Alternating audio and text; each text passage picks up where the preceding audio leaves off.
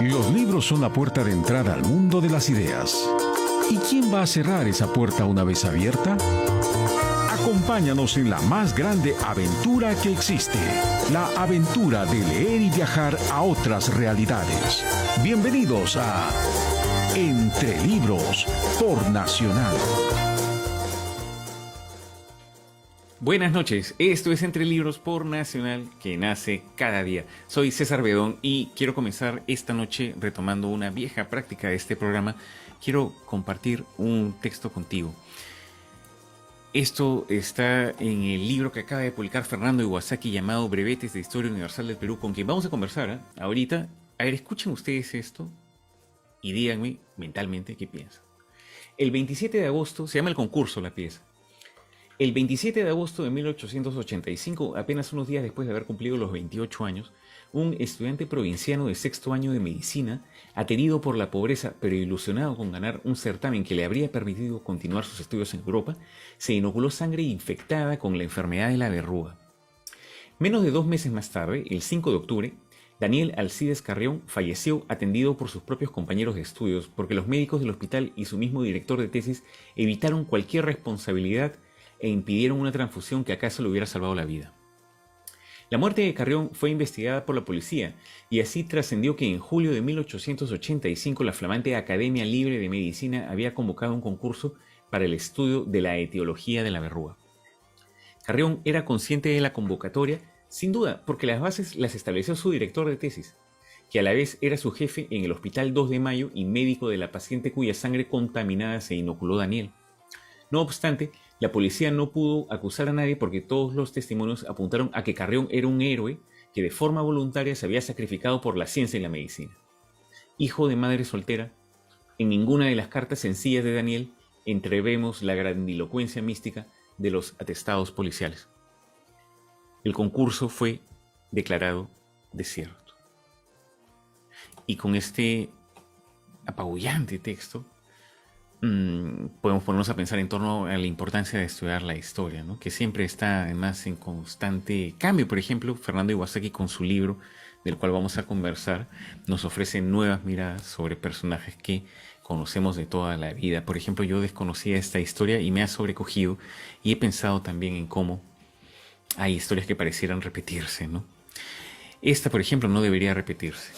La que aparece retratada en Estación Final, una crónica escrita hace 10 años por Hugo Coya. Esta es una reedición aumentada, además, de este libro que en su momento fue muy comentado. No conocíamos nosotros hasta entonces la historia de los peruanos que habían, muchos de ellos fallecido en la Segunda Guerra Mundial en los campos de concentración. Hugo Coya hizo esa investigación y, bueno, el resultado lo tenemos ante nosotros. Vamos a conversar también con Hugo aquí en el programa. Quédate entonces escuchando porque somos un reducto. Quizás no haya tantas personas en estos momentos pensando en la importancia de estudiar la historia, la importancia de las humanidades. Creo que tenemos que mantenernos juntos. Te invito a que sigas escuchando el programa.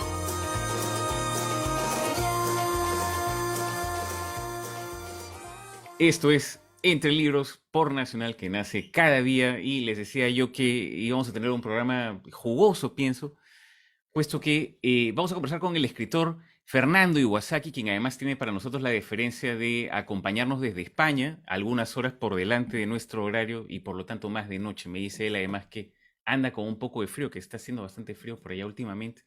Así que le agradezco pues la disposición para estar aquí con nosotros, para hablar. Bueno, él va a venir para la Feria Bicentenario que se está celebrando ya para encontrarse con sus lectores y además va a hablar acerca de este libro suyo de reciente publicación, que yo lo voy a mostrar además aquí en mi lector electrónico, lo cual tiene su gracia, asumo.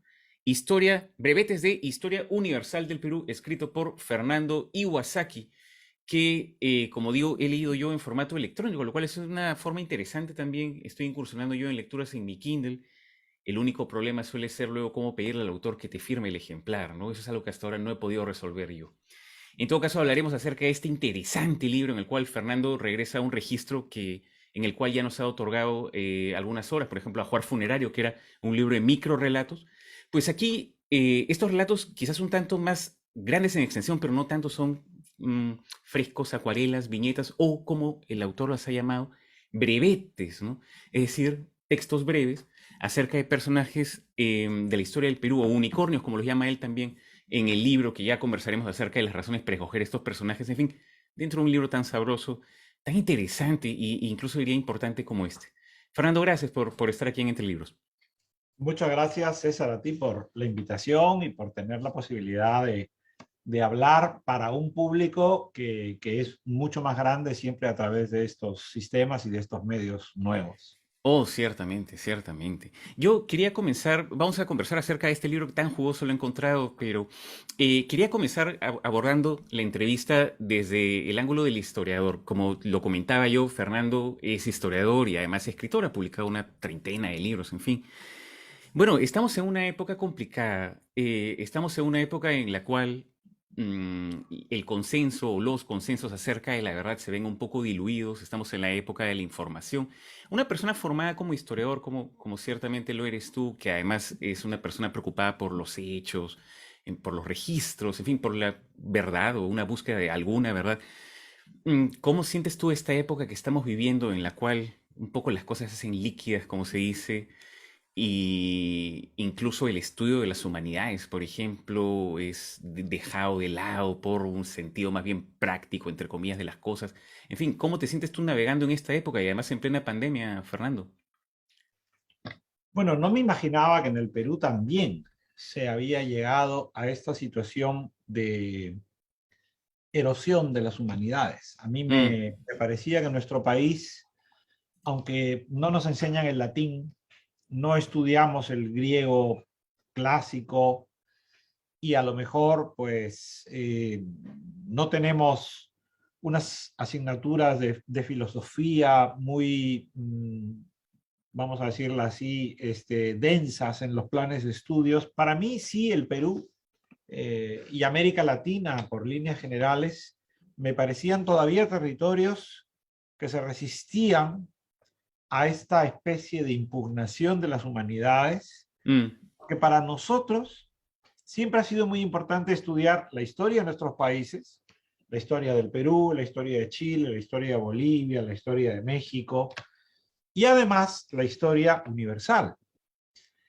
Por otro lado, también nosotros intentamos estudiar la literatura de nuestros países y al mismo tiempo saber algo de la literatura mundial, universal. Es decir, dentro del rol que tenemos asignado en las jerarquías internacionales, nuestros países, quizá porque sabemos que la educación es nuestra única esperanza, eh, yo pensaba que nos resistíamos a desertar de las humanidades, pero si tú me dices que ya estamos en esa situación, yo me estoy llevando una sorpresa muy grande y muy triste, porque en Europa sí, César, están desertando de la enseñanza de humanidades. mm, Las asignaturas de literatura y de lengua se han unido en una sola, las asignaturas de geografía y de historia se han unido en una sola, o simplemente se convierten en electivas y por lo tanto muchos jóvenes ni siquiera las escogen, ¿no? Entonces, esto, si ya está también entronizado en el Perú, pues lo lamento mucho. ¿Y cómo me desenvuelvo en ese digamos, especie de tormenta? Este es un libro que yo no lo escribí pensando en lectores de fuera del Perú. No, no es un libro que yo escribí esperando que se vendiera en España o que se vendiera en México o en Chile, porque entendía que un lector peruano podía verdaderamente comprender lo que se claro. plantea allí. Por supuesto, un lector español, un lector colombiano necesitaría muchas notas a pie de página para entender de qué va el libro. Pero un lector peruano no debería necesitarlo y aunque se le escapen algunos nombres, por el contexto debería reconocer lo que está ocurriendo, ¿no? A lo mejor nadie sabe quién es Cura Ocllo, pero al decir que es una mujer de Manco Inca, entonces ya nos podemos situar en la memoria Manco Inca, la resistencia contra la conquista, Cusco, etcétera, ¿no? Claro. Pero, pero yo cuento con que el lector peruano no haya todavía descuidado las humanidades. Cura Hoyo es efectivamente uno de los personajes interesantes que aparecen en este libro, en el que además yo he encontrado que hay una maña, ciertamente un arte, ¿no? En esto que haces, porque son textos breves, al mismo tiempo son textos muy evocadores y me parece que habitan como un espacio intermedio, puesto que basados en hechos históricos se permite también el autor espacio para la ensoñación o para hacerse preguntas o para suponer y crear una suerte de retrato, digamos, un poco visto de lado, no frontalmente. Incluso algunos de los retratos, por ejemplo, que el libro ofrece son desde, por ejemplo, las compañeras de vida, por decir algo, la esposa de Martín Chambi, de la cual se habla en este libro. Hay un ángulo también, un poco desde el lado B, o como los llamas tú, unicornios también dentro de este libro que he encontrado interesante. Por ejemplo, hay una nota que me llamó mucho la atención en torno a Juanita, ¿no? A la momia que nosotros conocemos aquí en nuestro país como Juanita, que es un texto llamado Como la nieve florecida, en la cual el autor comienza diciendo, era tan linda que parecía más que la paloma, más que el cielo y más que la estrella. Y claro, obviamente, hay un ejercicio de imaginación al mismo tiempo para tratar de extraer de los datos pues un retrato, algo con lo cual el autor se pueda quedar, ¿no? Y todo esto además en un espacio breve, lo cual lo he encontrado demandante también. ¿Nos comentarías un poquito acerca de la Sí, maña, por del oficio tras supuesto. este libro? Por supuesto, para empezar, comienzo con Cura Ocllo porque hemos empezado hablando de ella, ¿no? Es decir, lo que Mm, sabemos de Cura Ocllo es tal cual. Se negó a acompañar a Manco Inca. Manco Inca había ejecutado a sus hermanos. El cronista Pedro Pizarro narra cómo la ejecutaron a flechazos, no pudieron violarla porque ella se frotó su cuerpo con sus excrementos y entonces eso impidió que la violaran y directamente la mataron. Y se extrañaban los, los soldados españoles de que hubiera muerto sin quejarse, ¿no? Les parecía mm. un acto de valor, de singular. Y a mí me parece que lo singular y lo valeroso fue mirar a Manco Inca, a su marido, a los ojos y decirle, no me voy contigo, me quedo con los cadáveres de mis hermanos. Es decir, ahí hay alguien que se rebeló contra el rebelde. Y estoy simplemente contando esa historia desde la mirada de Cura Ocllo. Lo mismo ocurre con esta joven Juanita. Los arqueólogos dicen exactamente lo mismo que yo comentaba allí. Tenía el cordón umbilical en la mano y por lo Ah, tanto eso significa que fue elegida al nacer. Fue elegida al nacer porque probablemente fue seleccionada, porque reuniría una serie de cualidades. Y lo cierto es que murió porque le reventaron el cráneo en aquella montaña. Digamos, ahí hay poco que inventar, lo que hay que hacer es hacerle justicia con una narración un poco más delicada para que su figura no sea simplemente una figura que asociemos a una momia en un museo. Es decir, devolverle una cierta dignidad humana. Y por supuesto, Martín Chambi tenía una mujer, una compañera, una esposa que lo esperaba al regreso de sus viajes, le preparaba la comida caliente, un chairo, que es una sopa, y nadie habla de la mujer de Chambi, mm. porque probablemente pues, el artista tiene todo el protagonismo siempre, ¿no?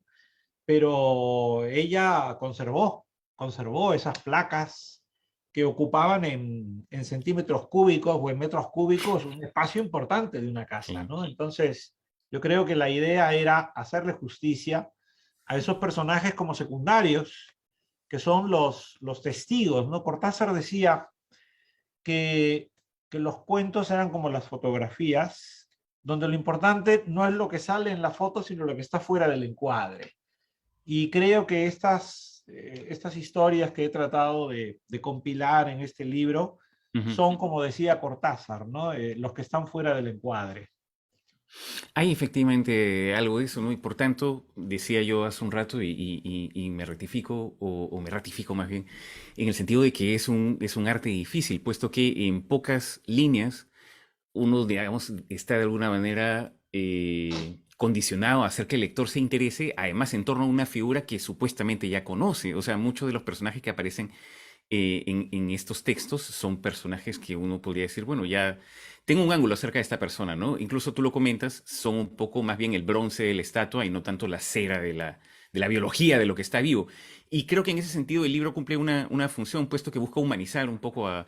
Por ejemplo, hay tantos personajes, pero recuerdo, por ejemplo, el texto sobre Daniel Alcides Carrión que colocas tú en este libro, que habla de un dato brutal que yo no conocía. Me gustaría también algún, no sé, comentario tuyo al respecto porque lo he encontrado muy interesante.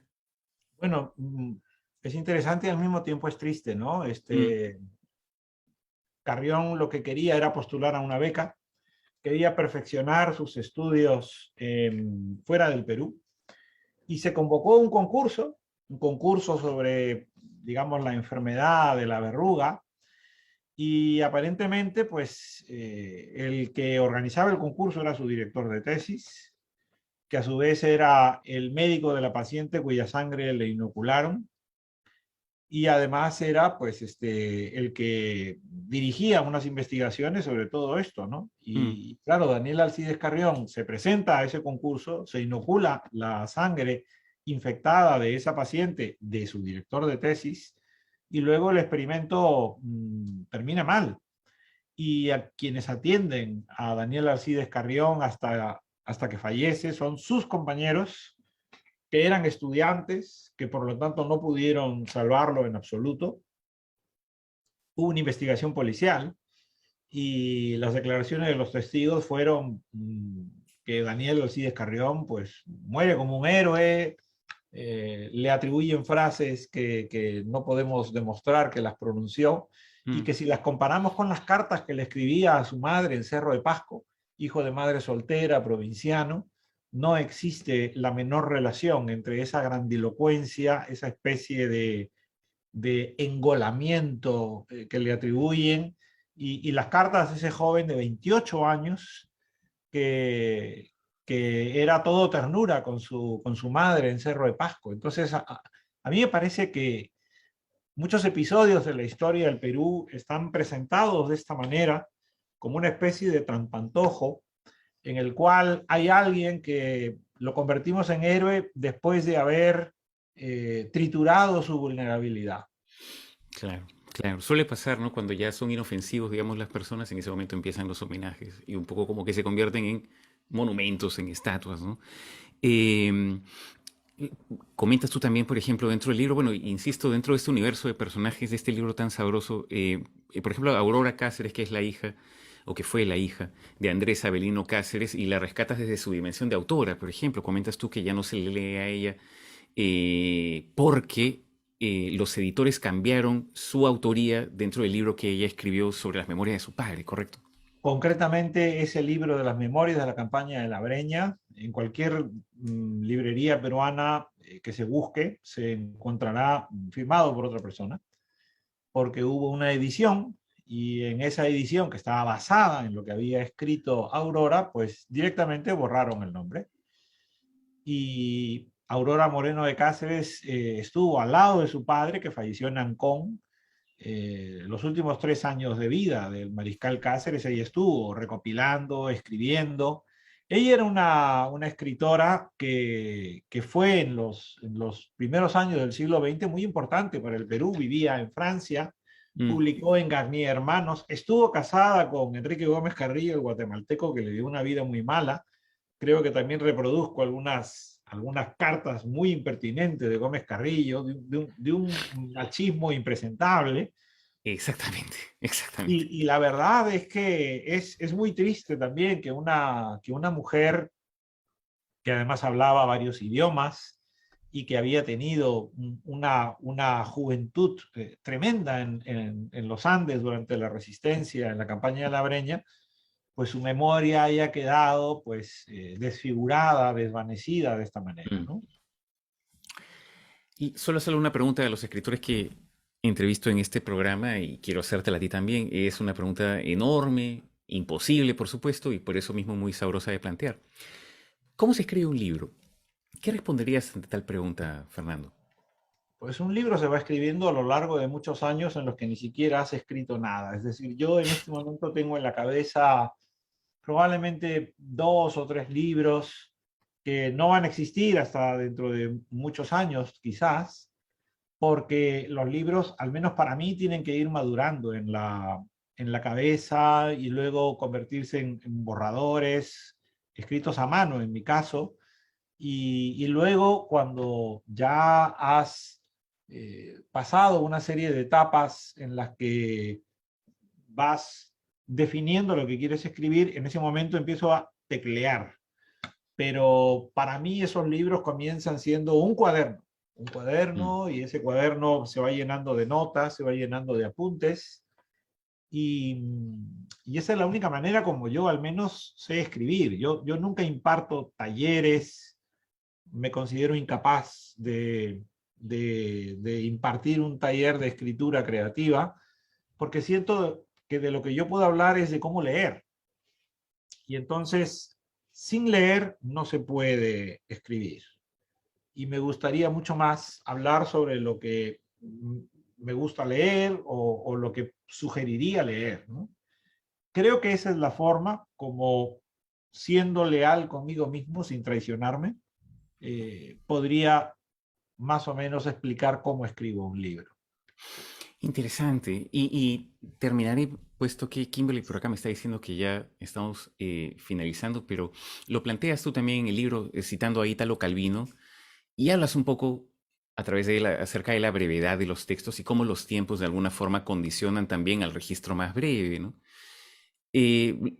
¿Sientes que es así? O sea, ¿sientes que, por ejemplo, la novela, la gran novela, la novela de 800 páginas a la cual de repente podría aspirar un escritor, es un modelo que comienza a estar en desuso tal vez? ¿Sientes No. que estamos yendo hacia la brevedad? No. Yo creo que esas novelas van a seguir existiendo porque además tienen un nicho de mercado. Esas novelas van a seguir existiendo y probablemente algunas de esas novelas pueden ser incluso maravillosas. Pero Italo Calvino, cuando escribió aquello que era de los borradores de unas conferencias que tenía que impartir en Harvard y que no las impartió porque falleció, yo pienso que tuvo una gran clarividencia, una gran lucidez, porque estaba describiendo lo que ocurre en nuestra época, y lo que ocurre en nuestra época pues con los textos de los blogs, con los textos de las redes, con los textos que de alguna manera, los twitters, ¿no es cierto?, que son forzosamente breves.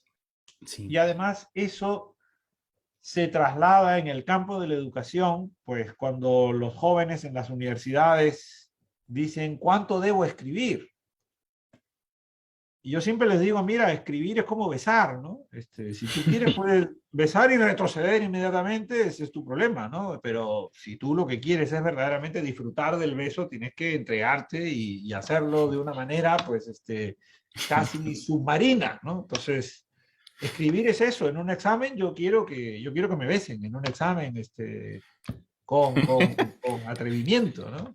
Hay que chapar, como se dice acá. Hay que chapar y hacer posible con mucha lengua. Claro que sí. Bueno, ha sido de verdad un gusto conocerte, Fernando, y además tener la oportunidad pues, de conversar contigo. Hemos estado aquí un ratito conversando con el escritor Fernando Iwasaki, que ya está llegando además acá a Perú para la Feria del Libro Bicentenario, conversando pues sobre estos brevetes de historia universal del Perú que nuevamente muestro yo aquí en mi lector electrónico, muy sintomático por estos tiempos que vivimos, digo.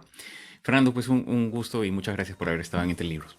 Gracias a ti, César. Espero darte un abrazo en Lima. Seguro, muchas gracias. La Biblioteca Nacional del Perú presenta BNP Tips, consejos útiles para que nuestras niñas y niños disfruten de la lectura.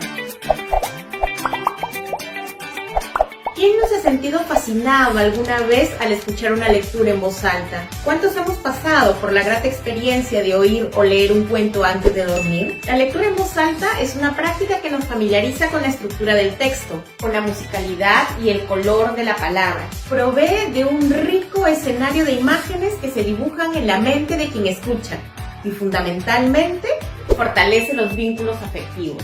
Para leer y disfrutar de la lectura en voz alta, te recomiendo lo siguiente. Lee con anticipación el texto seleccionado para que conozcas su estructura, ritmo, diálogos y personajes. Modula el volumen de tu voz, las intenciones y la cadencia según lo proponga la historia. No corras, tómate el tiempo para que tus ojos recorran las páginas y mires a quién le estás leyendo. Dale tiempo y cabida a quien te escucha para que pueda expresarse a través de la risa, el asombro, el enojo o el desconcierto. Al terminar la lectura puedes conversar a través de las siguientes preguntas. ¿Hubo algo que te gustara en esta historia? ¿Hubo algo que no te gustara? ¿Hubo algo que te desconcertara? Finalmente, recuerda que leer en voz alta significa, sobre todo, envolver y acariciar al otro con la belleza de la palabra. Estos fueron los BNP Tips. Síguenos en las redes sociales de la Biblioteca Nacional del Perú.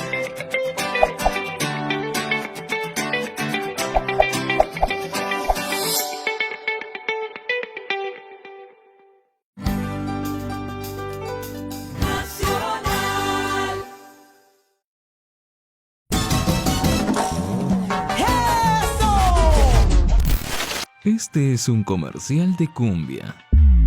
Sin cumbia. Y lo hicimos de este modo para probarte cómo suenan tus tardes sin cumbia. Así. Tan aburridas como este comercial. Mejor ponle alegría a tus tardes con Señora Cumbia, Perú. Con Yuli Pinedo. De lunes a viernes a las 3:30 por Nacional.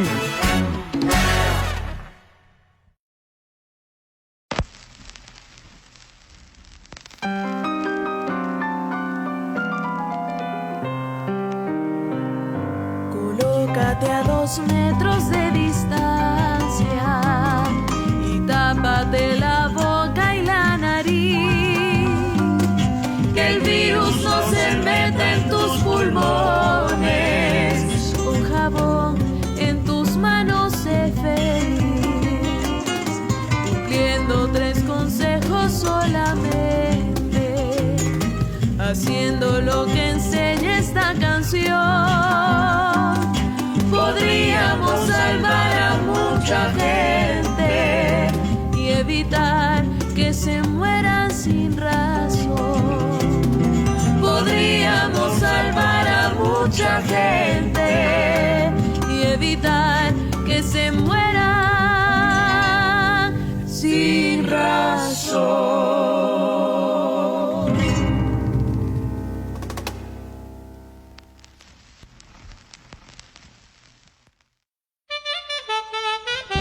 Ñawpa pachapi llaqtanchikuna sumaq mascarakunata ruwarqaku kawsakuyninkumanta willakunankupaq. Kunanqa musuqmantam mascarawan churakunchik. Kuska historiata ruwananchikpaq. Mascarillawan churakusun allinlla kawsakunanchikpaq. Nacional.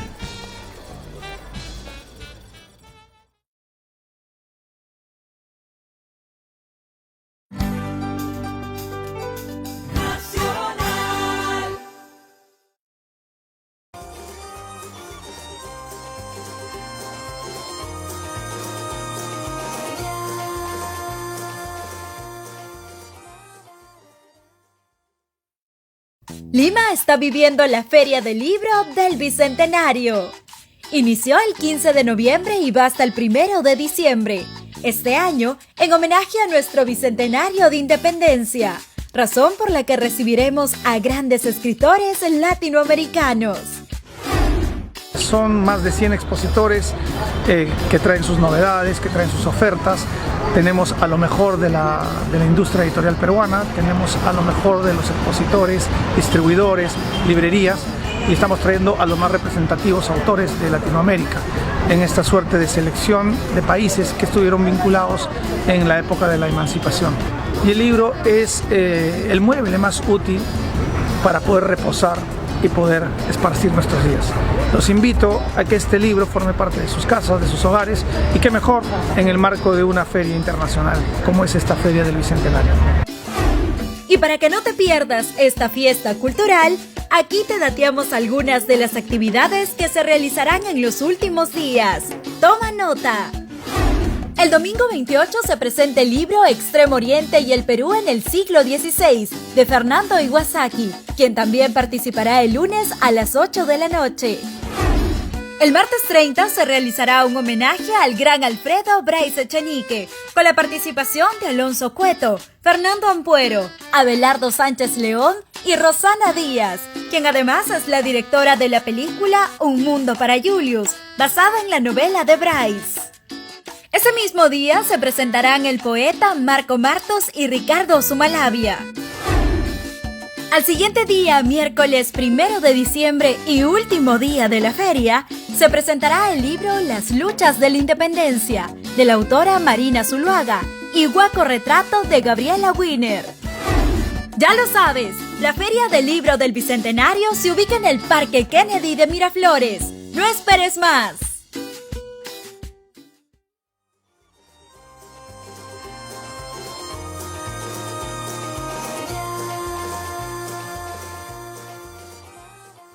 Volvemos a Entre Libros y es para mí un particular gusto desde Radio Nacional darle la bienvenida al escritor y periodista Hugo Coya. Lo digo porque Hugo, dentro del largo currículum que tiene, ha sido también líder del Instituto de Radio y Televisión del Perú, desde donde nosotros hacemos con tanto cariño este programa. Y en fin, creo que Hugo, al igual que nosotros los que hacemos este programa y quienes además lo vemos, creemos en el poder de la educación y la necesidad, en fin, de extender la cultura para integrarnos entre nosotros los peruanos, ¿no? Bueno, con Hugo vamos a conversar no necesariamente sobre El Último Bastión, por ejemplo, que es además uno de los productos que él ha producido y que ha tenido tremendo éxito, lo que revela el carácter polifacético de nuestro invitado, ¿no? Sino sobre la segunda edición de esta crónica, de este libro que él publicara hace 10 años. Hace 10 años nosotros los peruanos supimos sobre las historias de otros peruanos que corrieron distintas suertes en la Segunda Guerra Mundial, pereciendo 22 de ellos en campos de concentración. Hugo hace en este libro un seguimiento en torno a sus vidas, ¿no?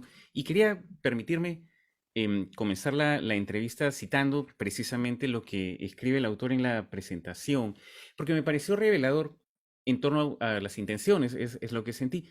El libro comienza así, dice: siempre creí ser una persona desafortunada, que nunca recibió nada de manera fácil o simple, a quien nadie le regaló nada y que enfrentó momentos duros. Pero encontrarme de un momento a otro con este grupo de desconocidos cambió radicalmente mi manera de interpretar el mundo y quizás incluso de verme a mí mismo. Este hallazgo me hizo descubrir cuán pequeñas y menudas, cuán egoístas y cuán limitadas pueden ser nuestras vidas frente a personas que conocieron lo peor que puede albergar un ser humano y que aún así lucharon y mantuvieron su dignidad hasta el último instante. Uno presiente que la experiencia de este libro es una experiencia que marcó un hito en la vida de nuestro entrevistado, como yo creo que ha sido, ¿no? Probablemente no se imaginaba él que 10 años después estaríamos hablando de Estación Final, que acaba de ser, digo, reeditado a través de Tusquets. Muchas gracias, Hugo, por estos minutos para Entre Libros. Muchísimas gracias, César. Un afectuoso saludo para ti y para todo el público de Radio Nacional. Siempre es un placer conversar contigo y volver a Radio Nacional, que yo siento como mi casa. Oh, sin duda. ¿Ha sido así realmente? Un evento que cambió tu vida. Uno tiene la sensación de que, además, con el tiempo que demanda una investigación de esta clase, el autor tiene que salir afectado. Entonces, 10 años después, conversamos, de hecho, antes de la entrevista, de las muchas ramificaciones que ha tenido esta investigación. Uno de los personajes centrales, Magdalena Truell, por ejemplo, que aparece aquí como una heroína. En fin, cuéntanos tú, por favor, un poquito acerca de esto. Bueno, mira, para hacer ese libro me tomó 5 años. O sea, es un libro de no ficción, no es una novela, que cuando se publicó en el año 2010, la primera edición, ya tiene en realidad varias reediciones. Esta de acá es la edición de aniversario. Cuando se hizo, era la sección de no ficción en las librerías nacionales, era rara o casi inexistente, lo cual me siento muy entusiasmado de que ahora, como ocurre en cualquier otra librería de otros países, la sección de no ficción crezca y que haya muchos trabajos de investigación. Pero en el caso específico de este libro, para mí fue realmente un trabajo de hormiga. Primero porque partía de cero, no tenía nombres, era como buscar una aguja en un pajar. Tenía un número, originalmente era 21, después, como tú bien has mencionado, se determinó que eran 22, había una persona que sobrevivió, una de ellas no era judía, el resto sí. Y ahora esta nueva edición que llega a las librerías y que está recogiendo, tiene en total 25, la historia de 25 peruanos. O sea, son 23 que ya se complementaban, que se han ido creciendo, y se ha corregido, se ha agregado nueva información, nuevas fotografías, nuevos documentos, producto de que, a pesar de que en el 2010 me habían tomado ya 5 años, después de estos 5 años he seguido investigando, recibiendo mayor información, y esto me ha permitido tener esta edición de aniversario que me parece va a complementar mejor, va a darnos una ayuda, nos va a ayudar a todos aquellos que no conocemos o conocemos poco acerca de estas páginas en blanco que han sido la Segunda Guerra Mundial y el Perú, ¿no? Porque no solo es la vida y la muerte en algunos casos, sino también las historias de heroísmo de varios peruanos durante el Holocausto, gente que arriesgó su vida, gente que enfrentó la cárcel o gente que murió por salvar la vida de personas en situación de vulnerabilidad, ¿no? Como bien has mencionado el caso de Magdalena Truell, está el caso de José María Barreto, también el caso de la arequipeña Isabel Susunaga. Por cierto, José María Barreto es un tagneño, Magdalena era limeña, pero fuera de todo eso también el libro te permite entender mejor cuál era la situación real del Perú durante ese periodo. Usualmente a nosotros nos enseñan en los colegios o en las universidades de que el Perú era un país neutral, ¿no? Y que estábamos muy alejados de la guerra, que no teníamos vinculaciones. Y este libro hurga un poco, excava eso y muestra que esta neutralidad era dudosa, que había un partido nazi acá, que habían fascistas, que había una prensa a favor que daba elogios a Hitler y a Mussolini, había autoridades que apoyaban las acciones en Alemania, en Italia, y que además vergonzosamente tuvimos algunas decisiones como por ejemplo negarle visas a los ciudadanos que profesan la religión judía, lo cual impidió que muchos pudieran salvarse. El caso más terrible, 200 niños huérfanos de la Francia ocupada, que la comunidad judía quiso traer al Perú asumiendo todos los costos y que el gobierno peruano le negó las visas. Esos niños murieron en Auschwitz. Uno tiene la sensación, revisando la historia, a veces conversábamos en el bloque anterior de este programa con Fernando Iwasaki sobre ello y bueno, uno tiene la sensación de que es como cíclica, ¿no? Y que hay ciertos desconocimientos que de alguna manera también se repiten, ¿no? Ciertas figuras que son trágicas de alguna manera. Y eso pasa, creo, con cualquier periodista o cualquier escritor que comience a indagar en torno a vidas de otras personas. ¿Cómo fue tu involucramiento? Por ejemplo, Magdalena Truell, que ciertamente aparece como uno de los personajes más, no sé, mejor definidos. Una mujer que tiene un accidente que la paraliza y decide, además, sin tener ninguna obligación, ayudar a la resistencia convirtiéndose en falsificadora de documentos. Tiene una dimensión heroica ella, ¿no? Tú, por ejemplo, la conocí antes de hacer el libro. ¿Cómo fue tu involucramiento con ella? ¿Cuál es la sensación que te deja un personaje como este del cual has escrito? Yo mira, todos mis libros yo parto primero desde una curiosidad, pero en segundo lugar de mi propia ignorancia. O sea, mis libros en realidad son el aprendizaje que he ido en el camino. Claro. O sea, no es que yo sea un experto, no me declaro historiador, no lo soy, ni pretendo. Todos mis libros son indagaciones personales que yo hago y que me permiten primero me sorprenden, ¿no? Despierta mi curiosidad, luego me sorprenden con los hallazgos y eso los plasmo en un libro. Y algo que yo siempre hago, quizás por mi propia formación periodística, es que yo no intento impresionar al lector con el uso exquisito del idioma, ni, digamos, con palabras que el gran público no va a entender. Yo soy una persona que considero que se pueden decir cosas muy profundas con palabras muy simples. Y entonces, en ese sentido, el libro, en este caso Estación Final, y como ha ocurrido con algunos otros míos, han tenido una gran acogida del público. O sea, un lector poco informado o poco dado a la lectura puede leerlo y entenderlo perfectamente, o un erudito, ¿no?, lo va a comprender con mucho más facilidad.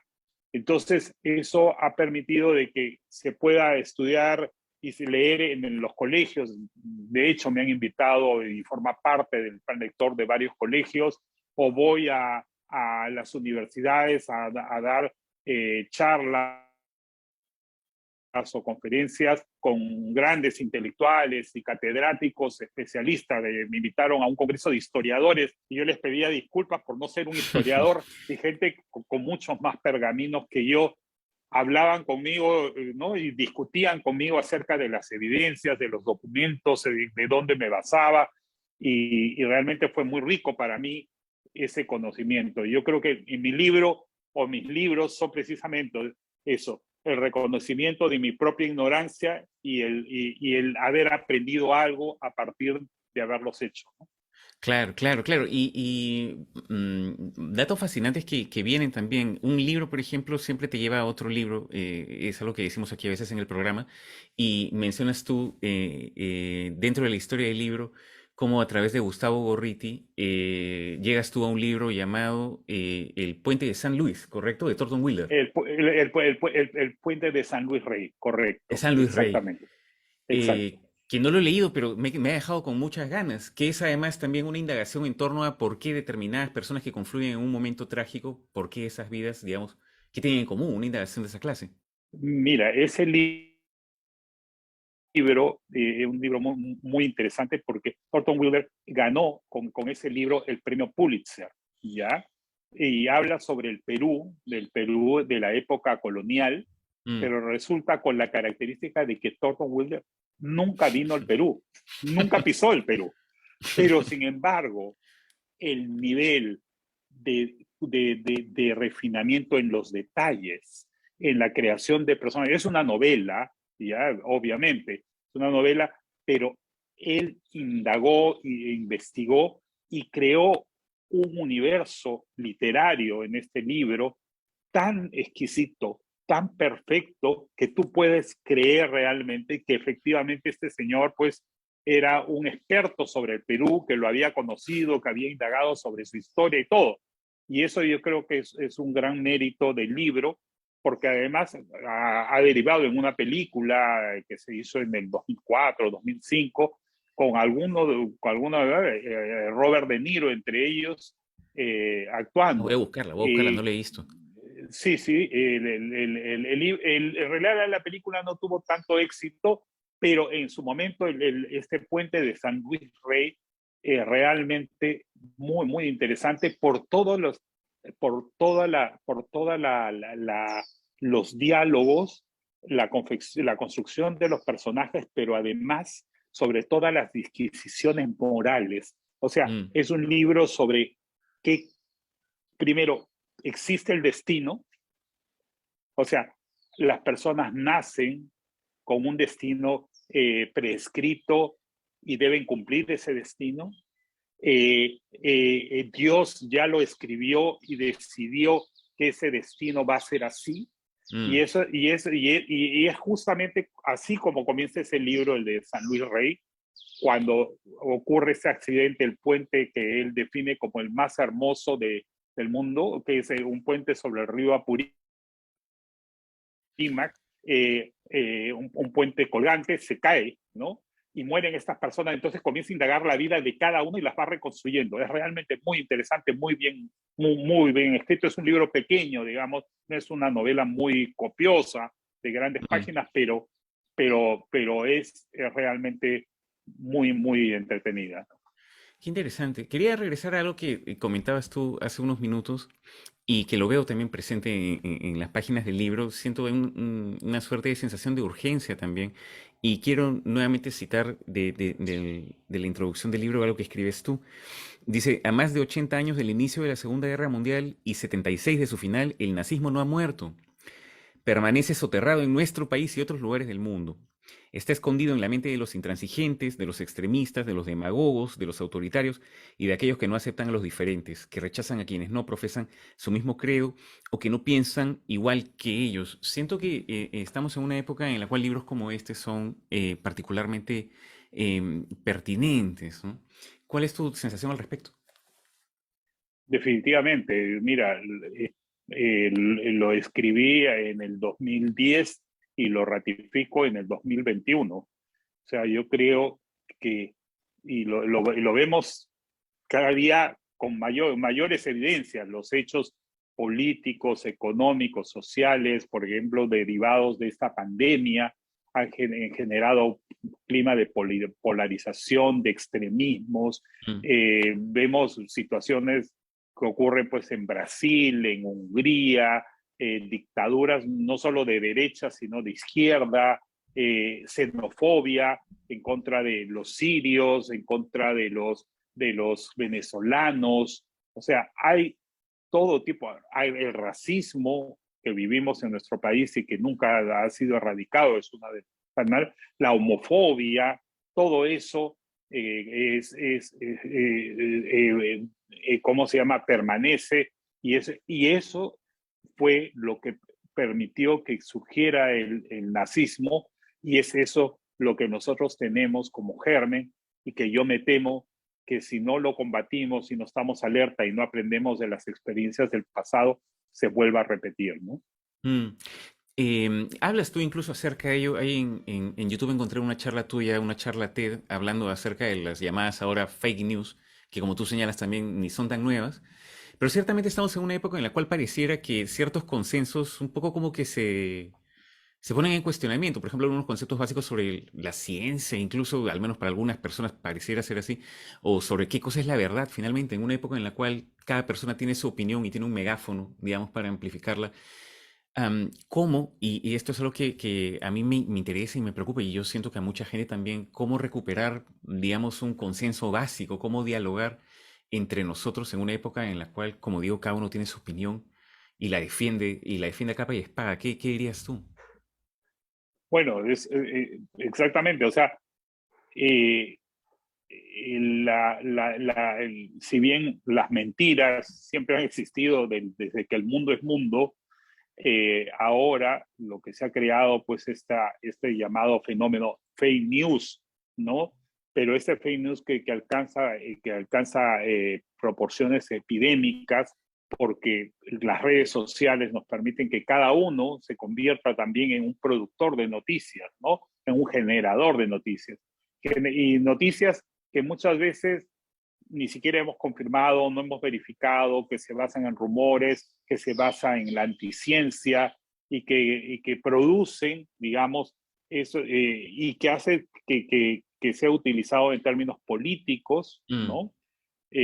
Para intereses, básicamente hay intereses políticos, hay intereses económicos también que se generan en torno a estas fake news, ¿no? Entonces, es muy difícil vivir en una situación así, porque eso también genera y contribuye a la polarización. Si yo pienso, o sea, si yo simplemente sigo a través de las redes sociales aquellas noticias que considero coinciden con lo que yo creo que es mi visión del mundo, entonces simple y llanamente voy a vivir en una burbuja, y esa burbuja contribuye a que yo tome decisiones muchas veces ajenas a lo que es la realidad, o me aísle de lo que es la realidad, o construya mi propia realidad, ¿no? Entonces, una especie de mitomanía, ¿no? Este es mi mundo, este es el mundo, y yo lo concibo y actúo de esa manera, no de lo que es la realidad, ¿no? La realidad en el sentido amplio de la palabra, ¿no? Y eso, las noticias falsas, pues precisamente nos intoxican, nos generan todo estrés y contribuyen a que no nos desarrollemos más como seres humanos, sino que vivamos en mundos paralelos. O sea, no somos una sociedad, sino somos individuos que cada uno tiene su propio universo, ¿no? A partir de lo que consume por esas noticias, ¿no? Sí, pues, y por eso, nuevamente, la importancia de los libros, la importancia de la búsqueda de la verdad, que yo creo que los escritores tienen en común eso con los periodistas, ¿no? Y ciertamente también con los historiadores, ¿no? Que están trabajando buscando una verdad, ¿no? Y yo creo que hay verdad en este libro, pues llamado Estación Final, que como decimos, acaba de reeditarse. La emocionante y desconocida historia de los peruanos que salvaron centenares de vidas en la Segunda Guerra Mundial. Ciertamente de eso sabremos en estas páginas que escribiera hace 10 años y que están además aumentadas. Hugo Coya. Hugo, muchas gracias por estos minutos aquí en Entre Libros. Ha sido un gusto. Muchísimas gracias a ti y el gusto ha sido mío. Hasta otra oportunidad. Hasta otra oportunidad. Una pausa y regresamos.